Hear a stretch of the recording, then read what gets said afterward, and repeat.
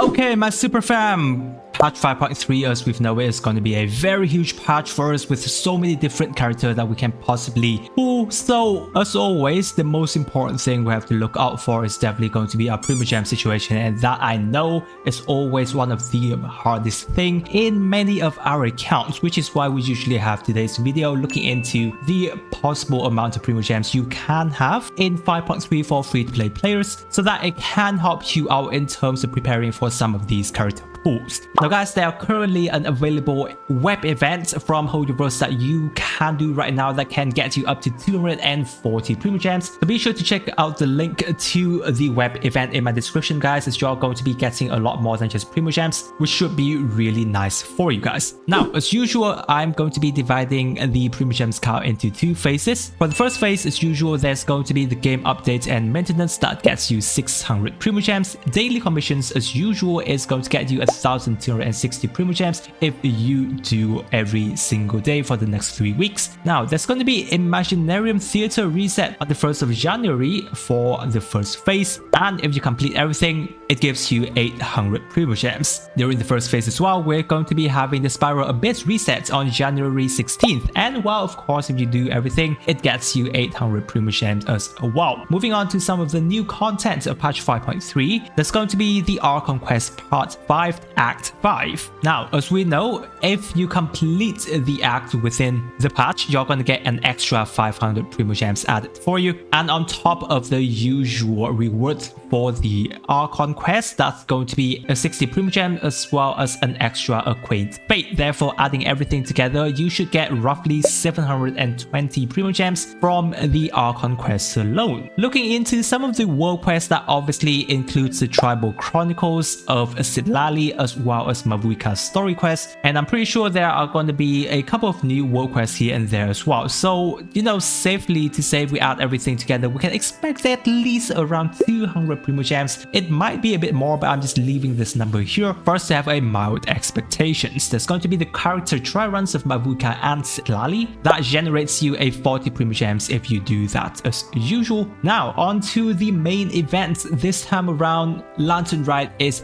finally back, everyone, and as always, for any of the main event of the patch, we can expect at least around 1,000 Primogems. I am guessing it's going to be a bit more than this, but I'm just leaving this number here for the time being. Other than that, we're going to be having the Myriad Melodies. Now, this is technically going to be a permanent event. However, it is considered to be one of the other side events that we're going to be having in patch 5.3. So if we were to calculate the rewards as usual as how any of the side event has, you can expect around 420 Primogems from this. Other than that, yes, it is the New Year patch, which is why there are going to be extra gems for us all. Now, there's going to be the daily lock-in that if you lock in for, I think it's around a 7 days time, you get 1,600 Primogems, which is technically 10 pool. And of course, there's going to be the extra mail that Hoyoverse sent out as well. That gives you another 1,600 Primogems, which is really nice. There's going to be the Paimon shop reset for January.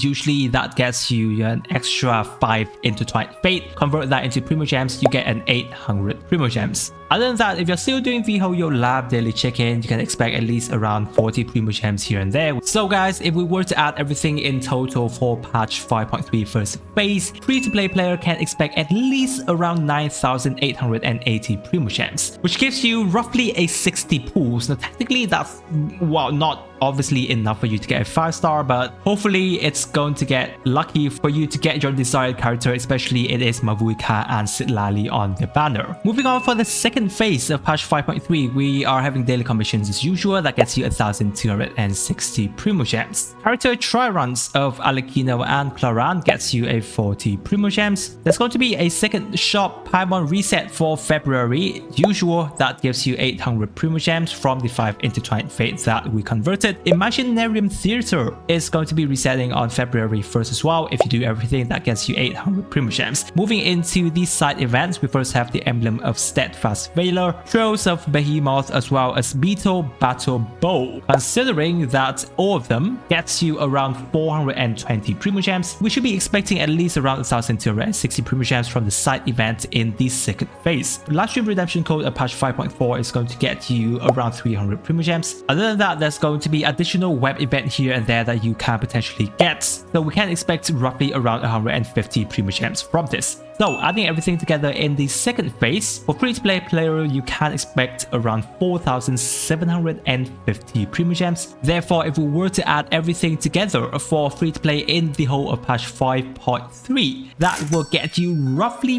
14,630 Primogems, which is around 91 pools, or in other words, that's basically a 5-star for you. Now, obviously, if it's something that you want to get, you know, for Mavuika and Sitlali, that's going to be a tough thing for the whole of the patch. But once again, I do always recommend you to, you know, try and get a Lockin here and there if you are playing Genshin Impact for a long time, because it is a decent investment. So if we were looking into the total Lockins for patch 5.3, that's going to be adding up to 18,410 Primogems, or in other words, that's around 115 pools. So guys, that's going to be a rough estimation of how much Primogems we're going to be getting in 5.3. Hopefully that's enough for you. Now guys, if you're planning to pull for some of the character in patch 4.3, yet you are still on the fence, because that is a lot of characters for you to decide, don't forget to check out this specific videos of mine, because I go through very in-depth in the 5.3 characters banner, and I'm pretty sure it's going to be very helpful to you. If you're new to the channel, don't forget to subscribe. I really appreciate you guys staying with me to this part of the video, guys, and with that, I wish you a super day, and I will catch you on my next video.